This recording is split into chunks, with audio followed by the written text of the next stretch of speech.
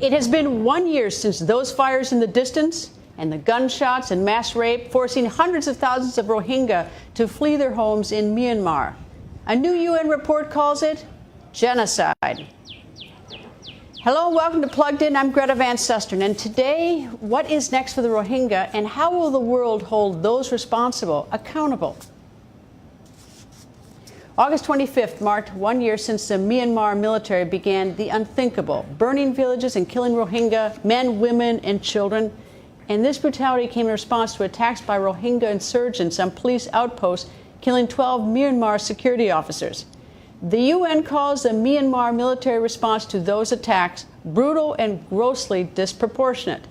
The new UN report recommends Myanmar's top military official and several of his commanders be investigated and prosecuted for the crime of genocide. VOA United Nations correspondent Margaret Bashir has the details. More than 700,000 Rohingya Muslims fled Myanmar's northern Rakhine state in the weeks and months following last August's brutal military crackdown. They arrived hungry and traumatized in neighboring Bangladesh, where they gave accounts of the atrocities they survived. The scale, brutality, and systematic nature of rape and violence indicate that they are part of a deliberate strategy to intimidate, terrorize, or punish the civilian population.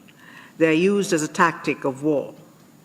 The acts we found include rape, gang rape, sexual slavery, forced nudity, and mutilations. The UN panel concluded that the Myanmar military's response to attacks by Rohingya militants, which killed a dozen security officers, was immediate, brutal, and grossly disproportionate, and was likely pre-planned.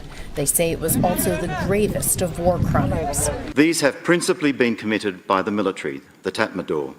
The panel named 6 generals, including Myanmar's commander-in-chief, Senior General Min Aung Hlaing. Myanmar authorities have denied that such crimes took place.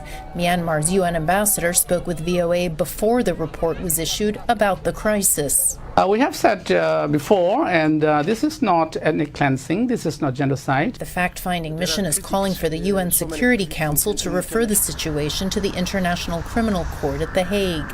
It is also urging international sanctions against the perpetrators and an arms embargo on Myanmar. The panel strongly criticized the United Nations for its failure to address human rights concerns and for not preventing or mitigating what it said was a catastrophe looming for decades. Aung San Suu Kyi was also criticized for not using her position as de facto head of government and her moral authority as a Nobel laureate and democracy activist to curb or prevent the crisis. Margaret Bashir, VOA News, the United Nations. Well, the UN report uses the word genocide. UN Secretary General Antonio Guterres, while addressing the Security Council recently, never uttered the word genocide. Guterres acknowledges a climate of fear still exists, preventing Rohingya refugees from returning to what's left of their lives and homes in Myanmar. He said Myanmar is not cooperating with any investigations, and he pressed the nations of the world to commit to a massive investment to help the Rohingya. As she has done before, U.S. Ambassador to the United Nations Nikki Haley used the words ethnic cleansing, but not genocide, when putting the blame squarely on the Myanmar and its military. The numbers tell just part of the story. 82% of the refugees saw a killing. 82% saw their homes or their villages destroyed. 65% witnessed an abduction, arrest, or detention of a fellow Rohingya. 64% watched a family member or a fellow villager injured. And half of the Rohingya refugees, 51%, said they witnessed sexual violence.